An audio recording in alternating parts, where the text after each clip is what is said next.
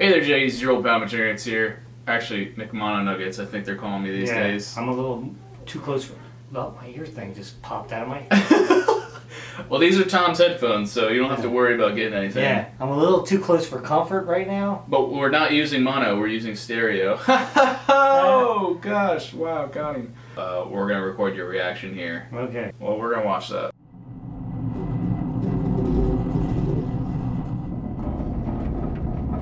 It was 2:46 p.m. when the ground began to shake. Knock it off!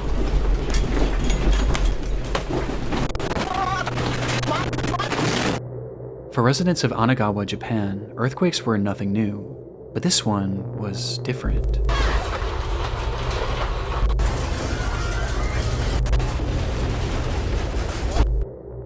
It carried with it a violence that none of the locals had ever felt before, and by the time the shaking had stopped, everyone in the city seemed to be left in a momentary state of shock. This was especially true for the nearly 160 Chinese workers and students that had recently moved to the area, with most having never experienced any earthquake, let alone one of this magnitude. Of these workers were a tight-knit group of 20 women, who had recently been hired as trainees at a company called Sato Susan, a company that sold fresh seafood. And having been at work at the time of the quake, they frantically ran out of the building and stood in the street desperately trying to figure out what to do next, unaware of the fact that the real horrors were still yet to come. In Japan, it's not just the earthquakes you have to worry about, but the tsunamis that often follow, and usually the bigger the earthquake, the bigger the wave. And given that Anagawa was right on the sea and Sato Susan was directly on the shoreline, these women were now standing directly in the path of an impending disaster. Thankfully, their boss, Mitsuro Sato, was well aware of what was to come, and quickly he yelled to the women to seek higher ground. But given their unfamiliarity with the area, Sato knew that he would have to be the one to lead them there. The group readily listened, and they quickly followed Sato as he led them up a set of stairs on a nearby hill, where they eventually reached a shrine that overlooked Anagawa and the sea. It was the highest point in the area, and should keep them safe from what would likely be a massive influx of water. And sure enough, as they neared the top, Sato's fears were already coming true. As the sea had drastically retreated, it was now beginning to push forward, and things were only going to get worse from here. But despite understanding this, it wasn't a deterrent for Sato, as once he deemed the altitude safe enough for this group of women, he then turned around and began to walk back down the hill towards the slowly flooding city. The girls yelled at him asking where he was going, which is when he revealed that down below in his home in Anagawa were his wife and his daughter, who were now directly in the path of this unfolding disaster, and he was going to save them. The girl screamed out to him, begging him not to go, as things had already become incredibly dangerous, but he didn't so much as turn his head as he stepped down onto the street and disappeared from their view. And it was at this time that one of those girls standing high atop the hill began to record.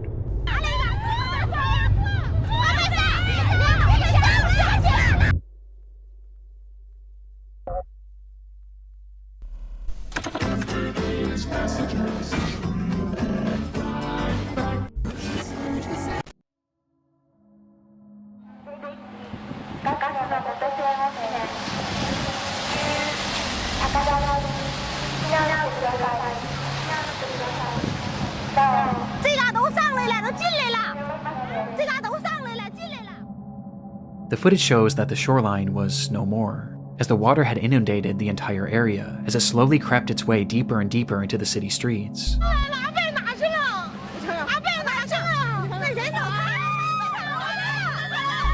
The women were understandably in a panic, trying to make sense of this ordeal that they were now given a front row seat to. And as they record, we can hear them desperately calling out for Sato, but at no point do we see him. We just know that he's down there, somewhere. And as the desperation in their pleas increases, so too does the fury of the water.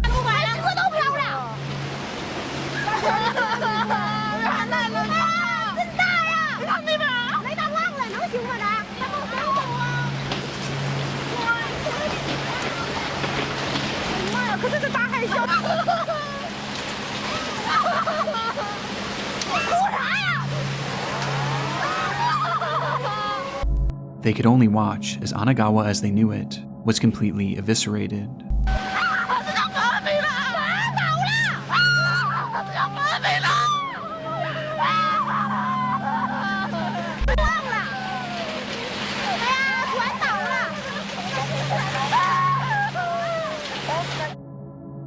and by this point they realized that there was now essentially no hope for Sato.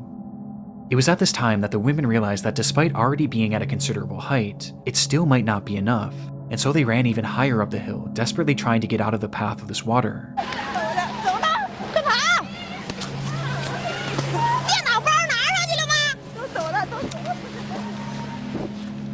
And as they did so, they noticed something down below.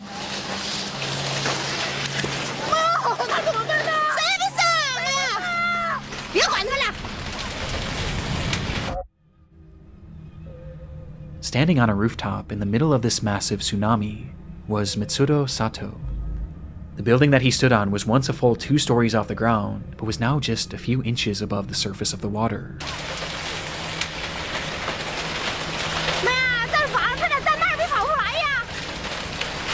The women again call out to him, this time even more frantically, but at this point, it was no use.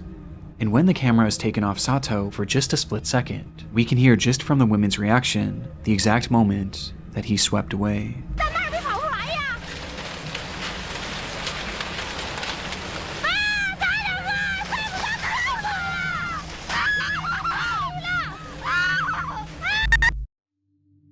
The recording stops shortly after, and restarts minutes later, revealing that the streets where the women had been standing just moments before were now fully underwater, and the buildings that once stood around them were now reduced to nothingness. In front of them was a sea of death, and had Mitsuro Sato not led them up that hill, then all of these women would have certainly been a part of it.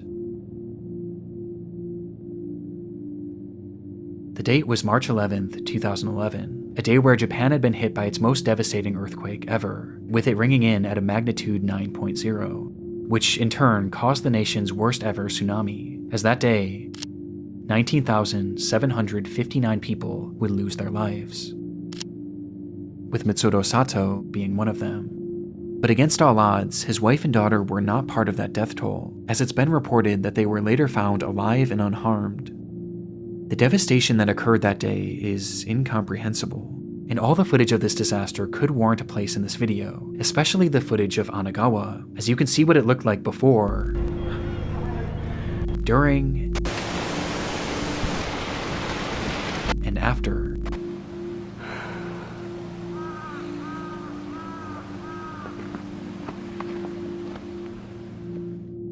But what I found so interesting about this was all throughout this disaster were stories like Sato's, a man who risked his life to save 20 women that he hardly knew, and a man who gave his life trying to save his family, walking directly into the path of the worst natural disaster in modern Japanese history, all in an attempt to save the ones that he loved. And I honestly find it quite beautiful that afterwards, these women adamantly shared his story and made sure that the world forever remembered Mitsuro Sato as the hero that he was. And of those 160 Chinese migrants who worked in the area, it was later reported that not a single one of them perished, which speaks volumes about the people of Anagawa, who so readily put others' lives before their own. Fire marshal is investigating a blaze in Georgetown. 2 people found dead inside the home, and so far it's not known how the fire started. It was just past 5:30 a.m. on the 17th of February 2021, when residents of a small neighborhood in Georgetown, Ontario were woken by the sound of sirens blaring. One man frantically grabbed his cell phone and rushed outside to record the unfolding scene, where he was met with a horrific sight. His neighbor's home was fully engulfed in flames. It must have happened quickly, as by the time rescue workers even arrived on the scene, there was already little hope of saving the house, or any of its occupants. It would take hours before that blaze was finally quelled, revealing the charred devastation inside, as firefighters would find the remains of 56-year-old Christina Rirak and 59-year-old Andrew Rirak within the home's garage. The cause of this fire was initially unknown, but quickly the situation was deemed suspicious when experts determined that the fire had started as a result of some sort of explosion that had happened within the garage where the couple's bodies were found. This was later confirmed by security footage obtained from a neighbor who lived across the street, capturing the moments when it suddenly ignited around 5:27 a.m. There was clearly something off with this case, and things only became more sinister following the autopsies of Andrew and Christina, which revealed that they hadn't actually died in that fire, and instead, both of them had been stabbed to death, with Andrew also being badly beaten. This fire wasn't started to kill them, it was started to cover up their murder. And it did a good job of it too, as the scene was now left completely destroyed, with very little evidence being left behind. But there was something else investigators thought to check. That's security footage. The camera had been facing the garage where all of this carnage seemed to have happened, and so they thought maybe if they looked back far enough, it could at the very least show what had led up to this brutal attack. And so they rewound that footage, going back hours and hours, during all of which the garage had remained perfectly still, until they got all the way back to 6:42 of the day prior, February 16th.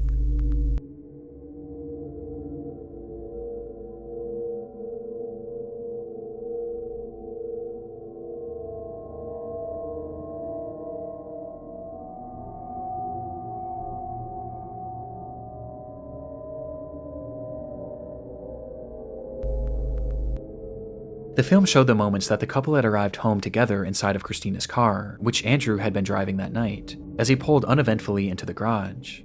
This was the last time this couple was seen alive on camera, which on its own is disturbing enough.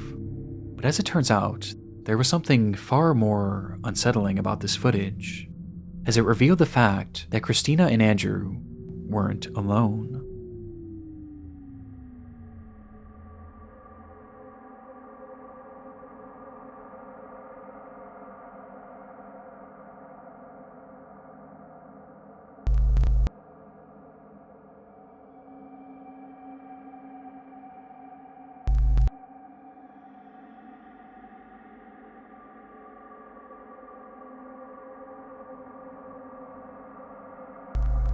The footage showed a tall figure, its features completely shrouded in darkness, almost as if it were a shadow, with this figure lying in wait out of sight on the side of the house, until right after Andrew pulls the car into the garage, when this person slips in behind them. It's impossible to say for sure if the couple noticed this person or not, but it appears that they likely didn't, as they both start to exit the vehicle, to which the figure then ducks down in an attempt to avoid detection.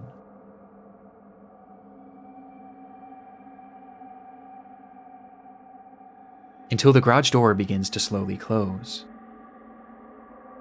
Either Christina or Andrew would make it out of that garage alive, as just seconds after this footage, they both would be brutally murdered by this unidentified person.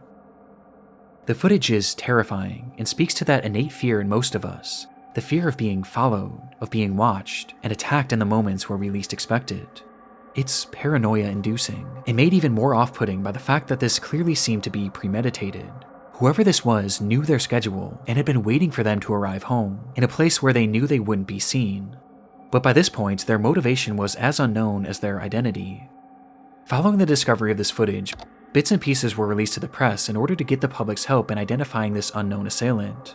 It represented a rare instance of a killer being clearly caught on camera right before committing a crime, but that's also what made this case so frustrating, as despite the video capturing this person, none of their features were discernible at all. Unsurprisingly, the footage didn't bring in any relevant leads, but it at the very least showed investigators that whoever this person was knew the couple, due to its obvious premeditation. Though when looking into both Andrew and Christina, it was clear that neither of them really had any enemies in their life, with the exception of one. Harrison Brown was a 27-year-old employee at a company called Rogue Transportations, of which Christina happened to be the vice president of operations, and during his time there, Harrison was known to be abrasive and combative, with Christina often having to be the one to reprimand him, leading to Harrison resenting her. It isn't clear how police were tipped off about this strained working relationship, but they had somehow grown suspicious enough of Harrison to pay his home a visit, and what they found inside showed that this resentment he had towards Christina had actually morphed into a twisted obsession. Inside, police found satellite images of the Rearx home, along with the software on the man's computer and cell phone that showed that on the 12th of February, he had secretly attached a tracking device to Christina's car, and he had been tracking her movements for days, which is precisely how he knew when she would be arriving home. And as if this revelation wasn't damning enough, they would also find a broken knife in his garage that contained trace amounts of Christina's blood. It was obvious what Harrison had done, and when confronted with this evidence, there was nothing more he could say other than the truth. So he admitted he had grown a hatred for Christina because of the way that she had treated him at work, and he decided that he needed to get his revenge. That's when he purchased this tracking device and began obsessing over her movements, studying them before finding the perfect time and place to strike. and on February 16th, he waited outside the Rear-X home and snuck into their garage before attacking and killing them both. After the assault, Harrison would leave the home, where he began to grow paranoid about being caught, and so he returned to the house the very next morning to start that fire, with the hopes being that the blaze would cover up his tracks. Though thankfully, this didn't work, and after pleading guilty to 2 counts of first-degree murder and 1 count of arson, Harrison Brown would be sentenced to life in prison. All 20, OMV, roll over TC. I've got an unresponsive female. I got a male in the car, refusing to get out.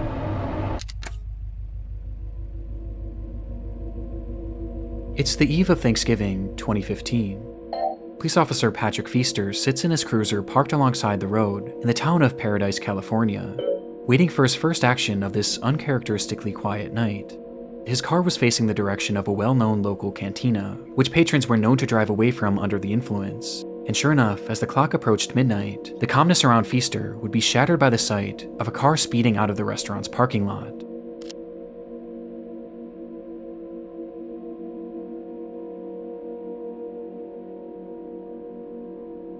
The car went unseen by Feaster's dashcam, but not by Feaster himself, as he took off, doing his best to catch up with the car that was now speeding down the road, and within a few seconds, he does.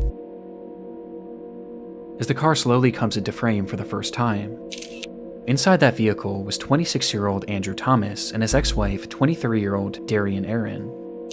Andrew had been drinking heavily that night and was well over the legal limit, with his driving showing as much as he failed to pull over once Feaster approached him, resulting in a police chase that would only end up lasting just a few seconds.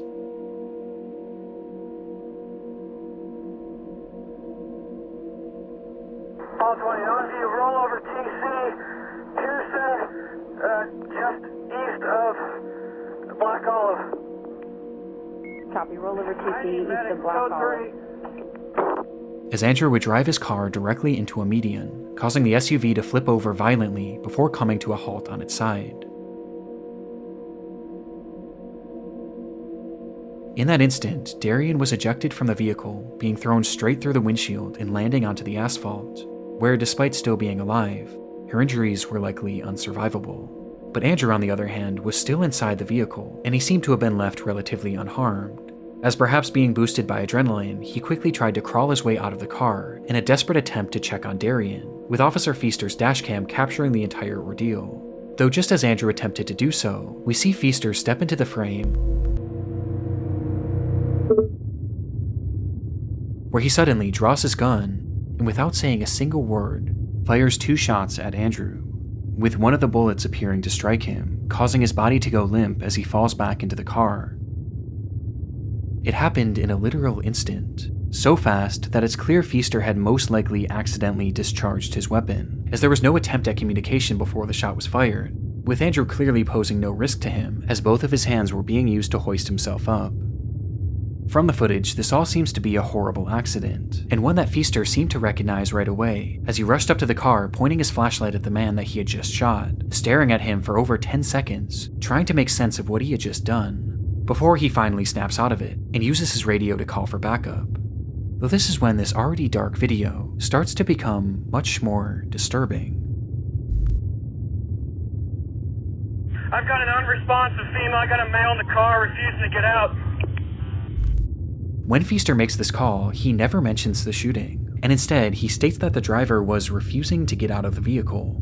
This is then followed by Feaster walking away from the man and pointing his flashlight to the ground, almost as if he was looking for something. Copy, give your cross on Black Olive. Pearson. Copy, Black Olive and Pearson. With some theorizing that he was looking for his shell casings. Though right then, another officer arrives on the scene and begins to survey the wreckage. Just her? No, there's a male in the car, refusing to get out. Where, again, Feaster says that Andrew was refusing to get out of the car, making no mention of the fact that he had just shot him. It's clear at this point what Feaster was trying to do. He was trying to cover up his accident, but this suddenly became more difficult when Andrew started to speak. Okay, we got one. He's refusing to get out. Get out of the car, sir. You're not shot, sir. Get out of the car. Andrew Thomas was still alive, and had muttered to Feaster that he had been shot, but even to his face, Feaster denies it. Shortly after, Andrew then tries to tell the other cop what had happened. Sir, you need to come out of the car. This car is still on and I don't want you to get hurt. Yeah, I was right there. I saw it. Did you get shot at the cantina? Who shot you? The cop did not shoot you. But understandably, this other cop wasn't believing him, as surely Feaster would have said something at this point. And so, the minutes start to pass. And after 5 full minutes, Feaster continues processing the scene like nothing had happened, with the other officer being left to theorize that Andrew must have been seriously injured and was likely in a state of shock, which is why he was making all of these strange claims about being shot. He may be hurt in there. Yeah, I know he is. He's in shock at the very least. From here, the footage cuts, and we're only left with the audio from that same officer's body cam, as he attempts to get more information from Andrew. Sir, I need you to talk to me so I know you're okay. Sir, take a look at me. Did you bump your head? But by this point, he had gone completely silent.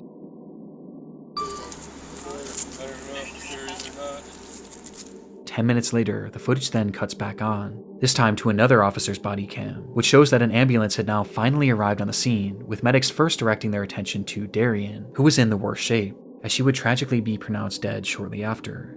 But despite all of these first responders on the scene, none of them had any idea that the man inside that vehicle had just been shot, and shot by one of their colleagues. And in these moments, Andrew was slowly losing his life as each minute passed. It would take 11 full minutes before Feaster finally confessed. Sir, you hold this scene, Manny, with me. We're going over to the cantina to find out if this guy...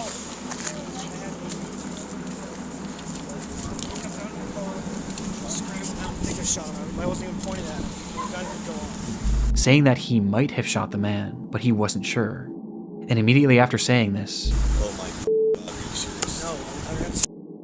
the recording is stopped, and the footage comes to an end. Sure enough, in that moment, Officer Patrick Feaster had in fact shot Andrew Thomas, with a bullet striking him directly in the neck. And the reason why he wasn't getting out of his vehicle was because that gunshot had left him fully paralyzed from the neck down. His condition was awful, and made worse by the length of time that it took for him to receive proper treatment. And despite fighting for weeks, Andrew Thomas would lose his life less than 1 month later, due to that gunshot wound. Afterwards, Feaster admitted that he did fire his gun, but claimed that in the moment he wasn't actually sure if he had hit Andrew. But many found this hard to believe, as his gun clearly goes off while he's pointing it at Andrew, and he clearly gets a good view of him immediately after the fact. Not to mention the fact that Andrew literally told him over and over again that he was shot. But for many, by far the most incriminating moment was when Feaster appeared to be looking for his shell casings. And because of his actions, Officer Patrick Feaster would be found guilty of manslaughter and receive a prison sentence of 180 days. A decision that was heavily contested but ultimately upheld. And while no one is defending Andrew Thomas's decision to drink and drive that night, Feaster's use of deadly force and his blatant attempt at covering it up make this footage harrowing nonetheless.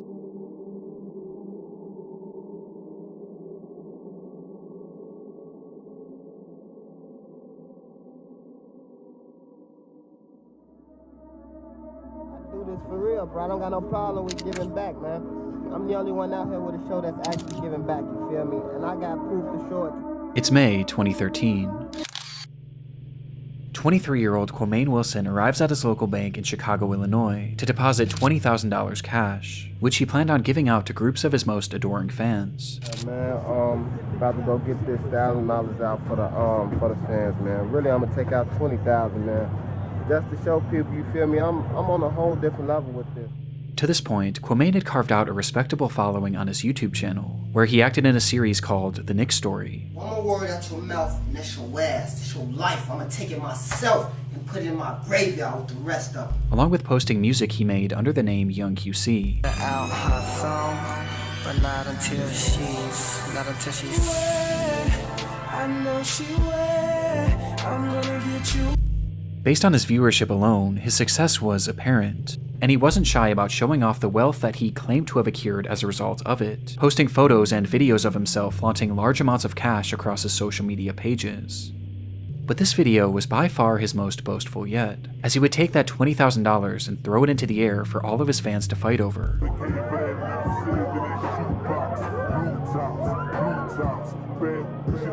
with Quamain clearly relishing in the opportunity to show off his riches, despite the fact that behind the scenes, things weren't quite as they seemed. The truth was, Quamain had actually earned very little from his channel despite its viewership, with this being on account of his videos containing copywritten music, and the fact that he only had a dozen or so uploads.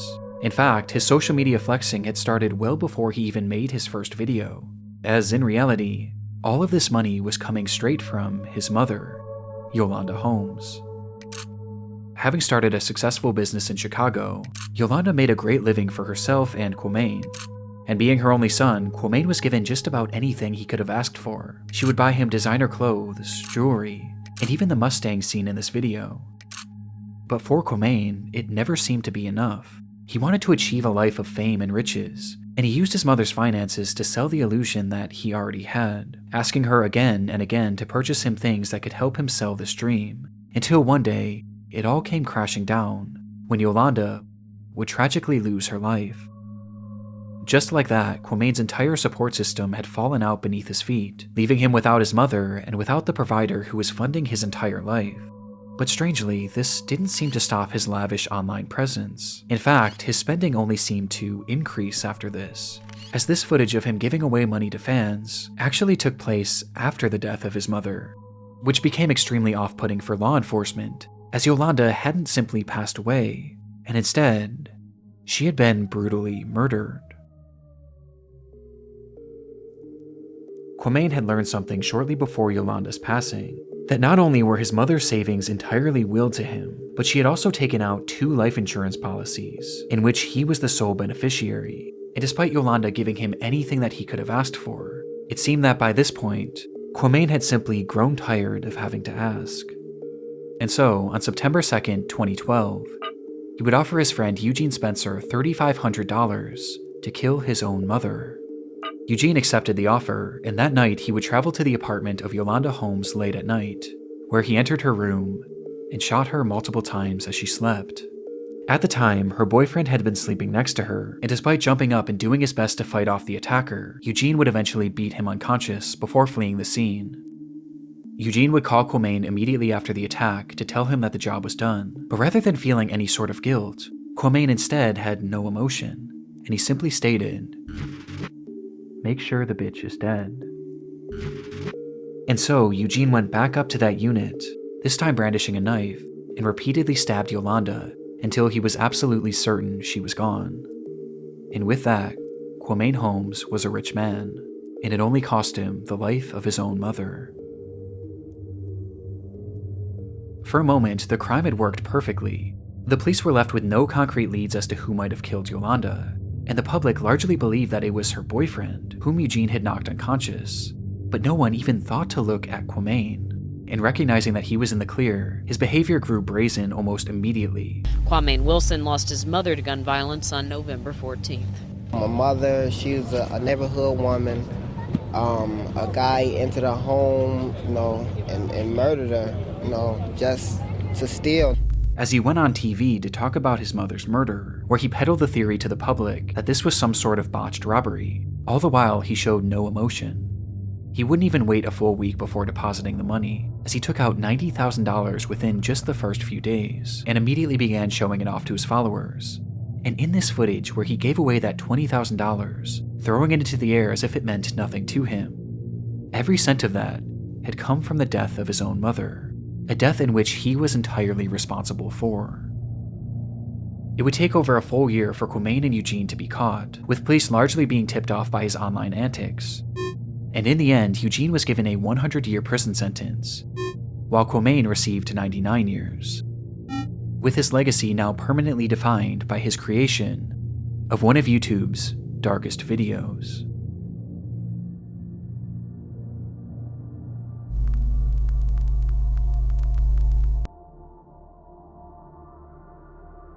I think we're done watching videos. Yeah, I don't want to see anymore, and I'm kind of glad it's over. Alright, JDs, don't forget to subscribe for more content. Subscribe to Uncle Larry's channel. He's got some good stuff.